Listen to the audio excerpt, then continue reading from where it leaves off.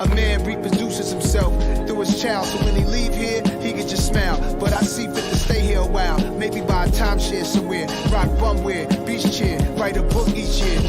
You can write yourself out of your blessings. Wreck your Lambo the first stages by driving too reckless. Time is too precious, these some obvious lessons. Please remind me to watch my step while I balance on edge and ski on the slopes of life. Slide down the Ave at night, watching them graphing graffiti on walls, that's the sight. Cars from Germany, I be pushing the fastest type. Looking at real estate, brother, I need the asking price. Imagine another rapper making me perspire. I got more styles and more flows, plus I'm much flyer. I got more heights to reach, but I'm already higher. I'm already on to the next thing. Peace and bless, King. Peace and bless. Peace and bless. What's going on, everybody? Mike Seville, once again, in the place to be. What it takes. It's Monday night. It's almost 9 o'clock. I feel like time doesn't exist. Time is a made-up concept because I feel like I was just here, or I wasn't. I'm in a weird place where I don't know whether um, it's been a long time or a short time, but I know I'm back. So appreciate you guys for checking me out. Guys, remember to like, subscribe, hit the notification bell, whatever it is, whatever platform you're using this on, YouTube, Facebook. Hit the like, hit the subscribe. Let me know when you're on. That way you can catch me live. You can ask me any kind of questions you want as it pertains to real estate and business, as I have. That's what I'm dropping to you, that type of knowledge and gems every Monday night. I'm Michael Seville, for those of you who don't know and aren't reading. Uh, and tonight's going to be a short night, guys. I start a challenge tomorrow. I'm excited about it, but I do have to be well rested for it. So we're going to get right into real estate news. All right, perfect. Let's bring up the article. Thought I had it already. Shouts out, guys. Give me a like, subscribe, say hi. Who am I? Who's live? Who's on? Give me a second. All right, perfect. And maybe there's a slight delay as well, so I'll catch it when I catch it. All right, guys. So let's look at what's going on in the housing market. It says this is nationally, but it does have Florida home sale prices. But it starts in Seattle. Hey, guys. Home sale expectations often lag reality. Yep. When the real estate market start to slow down and those over exuberant expectations often show up in the numbers of sellers who lower the price of their listings, according to a study of June home listings by Redfin. That shout out to Redfin. That's one thing that they're good for, is getting stats. The number of sellers lowering their asking price spiked notably higher in June 2022 compared to June 2021. Okay. In the eight Florida metros included in the study, the range ran from 44.5% of Tampa sellers. That's incredible. That 44%, almost 50% of all the sellers on the market lowered their prices. And then Miami saw the least at 19 points. So 20% of Miami sellers. That's a lot. 44.5 is a lot. 19.8, we're that's somewhat normal market. This is a drastic change in the market. 44.5% of people to drop their prices, and it says 44.5% drop their prices. Price drops by percent of sellers. I guess this 28 points. Okay, so this was last year. Last year 28.8. See, that's what I was saying. The 19.8 is not crazy, but 44.5, that's terrible. 41.2 compared to 21.5, 40% in Jacksonville compared to 50%. This is an excellent opportunity. Guys, pay attention. These people who are dropping their prices, that's why I try to tell if I'm consulting buyers, is that once you start to see these properties and you start to see these drastic prices, it's time. If you saw a home that you're looking at or a neighborhood that you're looking to be in, this is important information. They're dropping their prices. That means they have to move. They're motivated. They don't have to move, but they're motivated. So this is a great time to put in offers. Then I'm not saying go crazy with offers because obviously here's the thing is that there's a lot of other buyers out there that are just as savvy, but some may be a little hesitant to put in a price. So if you put in a strong offer, they're more likely to be accepted. So if you were around for January, February, March, April, May, which a lot of people have been looking for homes and their offers were not being accepted, now was the time. Now is the time. Call me. I'll put in a real strong offer, and it doesn't necessarily have to be the highest price offer. There's all kinds of ways in order to put in offers that doesn't necessarily have to do with the price. We need to find out what the seller's motivation is, what the seller's timeline is, and then I'm telling you, you can get some really nice homes at a decent price, but you can't be scared to put an offer in. Let's look at West Palm. That's where I am. That's where we are, Palm Beach County. It says a 26.3%, which is up from last year, which was 11.4. 11.4. See, here's the thing: 11.4% is low. Okay, 11.4% price reductions are low. So you saw that last year around this time, you started to see how crazy the market was going to be. This is a huge indicator. Um, and then here it says Miami was nice. See, Miami and West Palm, like these numbers are insane. So 19.8, 20, 26. It is showing that it's a more because I mean people weren't changing their prices. Let's be honest, guys, 3, 4 months ago. So now we're seeing 26.3%. We're starting to see somewhat of a normalized market. And I wouldn't even say it's a normalized market. It's still a seller's market. Up until we have about 4, 5, 6 months when homes are, homes on market are staying for about 4 to 5, or excuse me, not homes on market, the inventory. If the inventory is still at around, 4 or 5 months, then we're starting to see a balanced market. Right now, we're still at about a month, month and a half. So let's see. It talks about Boise, Idaho. I don't want to talk about Boise, Idaho. Tampa were popular during the pandemic with home buyers. Yep. Mortgage rates, that's what we're going to blame it on. Their popularity led to a thing. Home sales are contending with a rapidly changing market, especially in places where they're used to the neighbors' homes getting multiple offers. So you're seeing a lot and sellers are still putting their homes on the market. That's why, and let's go back to that first part where it says that home sellers' expectations often lag reality. If you're going to put your home on the market, here's a quick tip, and you want to get it sold, and you want to get it sold for the highest price, price it right from the beginning. Do not chase the market. Do not chase the market. And sellers, you're allowed to do whatever you want to do, but when you chase the market, you will lose money. So if you have realtors who are coming to you, who are telling you, "Oh, we can price it 25,000 above what your neighbor sold for a last month or 2 months ago," it's gonna be interesting. It's gonna be interesting. If you want to sit and wait and not get the highest and the most amount, then follow those directions. Okay. All right, guys, that is real estate news. Right, let me stop my screen share. Um, Going to the books, guys. I'm still reading the four agreements. Don't make assumptions. You know what the most interesting part to me right now is that now that I am, what am I, 2, 3, almost 3 weeks in, like this week was tough for me with not making the assumptions, and it's almost as if it's now I'm recognizing me do it. Just do it. And I'm recognizing when other people do it. So it's just like it's insane. It's insane how many assumptions that I'm making on a day-to-day basis. So what am I doing to combat that? What am I doing to combat that? I'm seeking clarity. So how do I seek clarity? I'm asking more questions. I'm asking more questions. What do you mean by that? What do you mean when you said this? Can you clarify it just so I can just so that I'm understanding this, just so I'm hearing you correctly. You said such and such.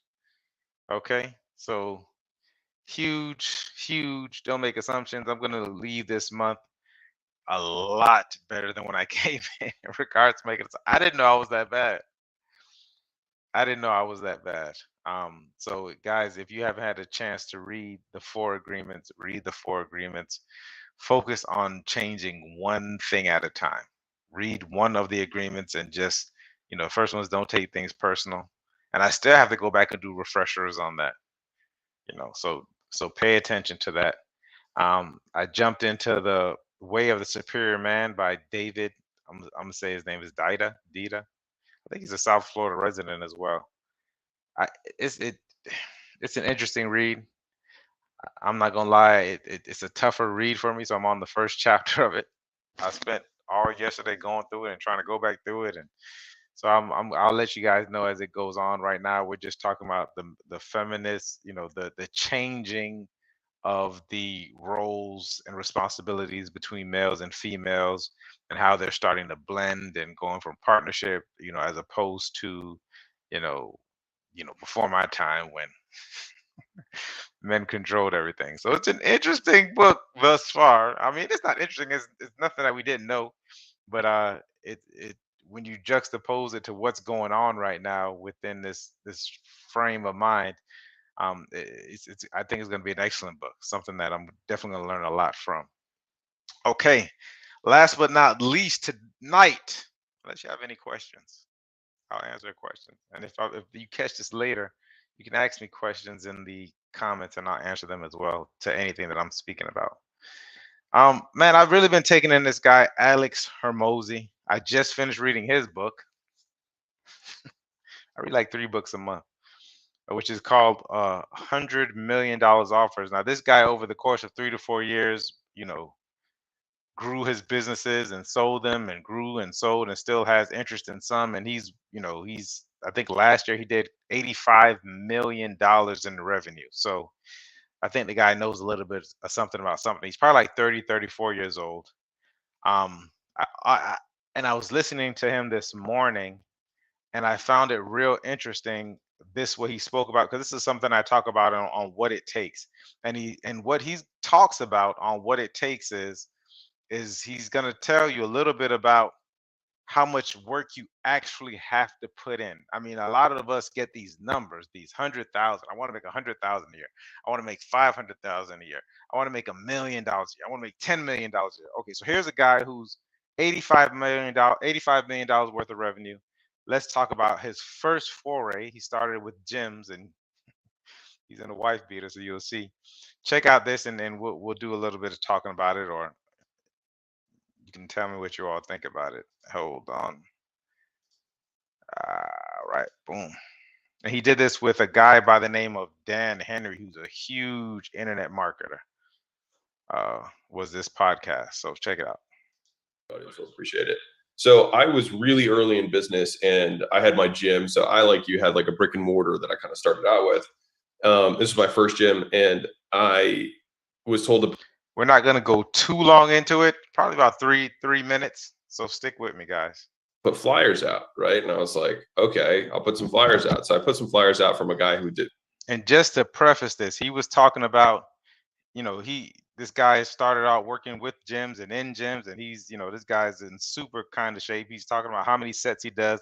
He does full body reps. He does 30 sets. I'm not sure for each body part or whatever, but he's putting in the time, and they're basically talking about how much people are doing. And they were talking about the gym at first, saying, listen, I'm going in there doing 3-4 sets of calves for the week, and this guy's doing 30 sets of calves a day for the week.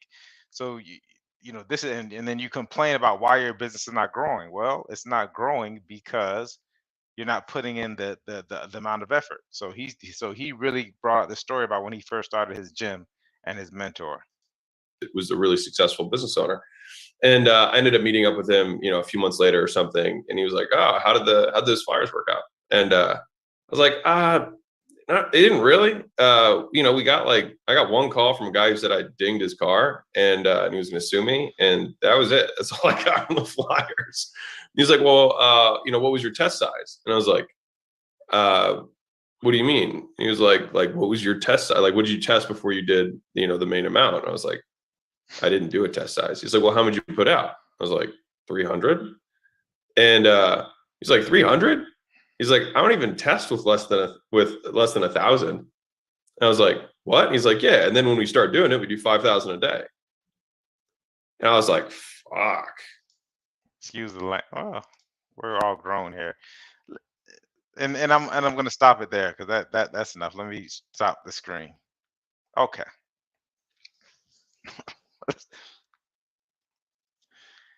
He opened up a gym, and if you saw the gym, if you all take a chance to do your a deep dive into this guy. This guy started a gym in what looked like a house. It was like a house. He ended up selling like I think he sold 91 memberships at $500 a piece. The gym was in the house. It had like the bare basic equipment. It looked like, and each room was like he had the bench press in one room. He had a leg machine in another room. He had a bathroom. Like this was a residential property. And here's this guy was selling. So, anyways, he's talking about putting out flyers. And so he said, the mentor said, so how many flyers did you put out for a test flyer? Now, a test is essentially you just going through seeing how your copy works, seeing if your pictures work, etc. So he's saying, what did you test on the flyers? And he's like, he didn't even know at the time, he didn't know anything about a test. He said, I just put out 300 flyers. And he came back to him like nothing happened. So a lot of us, and so let's think about what a lot of us do. A lot of us do this because we don't know. Like to anybody else, like 300 flyers is a lot. I remember I had a hustle putting flyers out, and I think I was given like 5,000 flyers, and that was to go up and down, from Miami to Palm Beach, or to certain businesses. So that was 5,000 flyers. This guy put out 300 because he just didn't know, right? So 300 flyers. That was what he expected to gain business from the 300 flyers. The mentor comes back and tells him 300 flyers. Like he said, we test with 1,000. We just do a test with 1,000 flyers. Then once we figure out what flyer works, then we ramp it up to 5,000 flyers a day. How can you compete? And this is what people are on a higher level are doing. I'm in real estate. I make calls. So you have people who are making not hundreds of calls, hundreds of contacts a day. And normally you're getting about a 10%, let's say a 10 to 15% pickup, which means you have to call like over 1,000 people in order to get 100 contacts, right? 50 This is what the top producers are doing. And they do it day in, day out, and they do it for years until they stop. 3, 4, 5, maybe 5, 6 years down the line, they stop. And you may go in, because I remember when I first started making phone calls, I'm like, I'm gonna make this phone is gonna dial 30 times. And after 30 times, I'm through. So how much longer is it going to take for me to test to even figure out if I have the skill, how to get my skills better? You have to do so many tests. You have to make so many phone calls. You have to talk to so many people in order to even make a buzz, even to get your skill level up. How do you even practice your skills if you're not making X amount of calls, doing X amount of tests? Now, I don't know what businesses a lot of you guys are in. If you put in a thing, I'll tell you. But I can tell you right now, if you're not where you are, it's simply because you're not doing the right activities. And you're not doing the right activities enough to make a dent. Right? I think Elon Musk spoke about it as well. He said, if everyone else is working 8 to 10-hour days, he say, if I work 12 to 16-hour days, Kobe Bryant had the same sentiment. If I work 12 to 16-hour days, that over the course of a year, over the course of 2 years, I would have almost done, I think you do almost a third, and this stuff compounds, and it compounds really fast. I would have done at least a third more than what my competitors are doing, 33% more a year. And then the next year you do it, it's not just 33%. It's not another third. It's compounding. You're always compounding, especially once you start to gain skill. So the quicker you get to the skill, the quicker your interest, so to speak, your skill level starts to compound. Are you putting in the time, and are you putting in the time with the right activities? And you're not going to know they're the right activities until you put in enough time to find out that they're not the right activities. Right? So it's like, for a lot of us, when we start to ramp it up, you have to put in so much time and be consciously incompetent, because you will suck at whatever it is that you're doing, whether it's Facebook ads, and don't get me wrong, people do get lucky, but you don't want to rely on that. You want to rely on your skill level getting better. And you're going to be doing so much activity at such a terrible level that you're going to be, what they said, reasonably inept, reasonably terrible, reasonably bad. And you need to put in so many reps that you will eventually get unreasonably good. Because just by the fact of you putting in this time with effort, time over effort, times multiplied by effort, I guess it wouldn't be over, times effort is going to equal your skill level. And then your skill level, once you get there, now you start to exponentially get better at whatever it is that you're doing. This is what it takes. Like I want to tell you guys that, and talent will get you so far, because talent will get you some wins along the way. But talent is not scalable, and talent is not reproducible. I know some very talented talkers, talented businessmen. They can't teach it because they don't even know how they got to where they are. Most of the majority of them. It's like Michael Jordan. Michael Jordan probably is not a good coach. If he didn't win, he would have been a horrible teammate, but he was a winner, right? But he couldn't teach it. You can't teach your most people can't teach their talent. Most people. So it's important for, and most of us aren't, we may think we're not as talented as we think, and your results tell the truth. When you can be doing a lot better than what it is that you are. But I will say that if you are somewhat talented or natural, let's say natural at certain things, that you'll get these little wins and you can start to compound them. But you really have to add that effort and that time onto it, because after a while, it adds up to nothing. All right, guys, I love it. See, I get excited about this stuff. I told you guys I got to go. I have to get up early and have to be fresh tomorrow for this challenge that I'm starting. I want you guys to have an excellent week. I want you guys to check out all of the other things that we're doing. Check out my brother Joel on Wednesdays at 12:30 with It Starts With Me, and it starts with you to make the change. And then, of course, on Fridays, Community Beacon. I believe this week we are going to have some guests, so tune in. I enjoyed you all's company. I will see you all next week. Peace.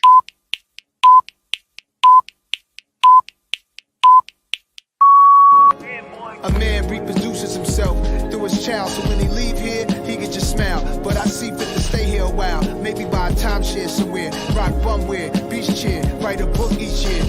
You can write yourself out of your blessings, wreck your Lambo the first stages by driving too reckless. Time is too precious, these some obvious lessons. Please remind me to watch my step while I balance on edges, ski on the slopes of life, slide down the Ave at night, watching them graphing graffiti on walls, that's the sight. Cars from Germany, I be pushing the fastest type. Looking at real estate, brother, I need to ask in price.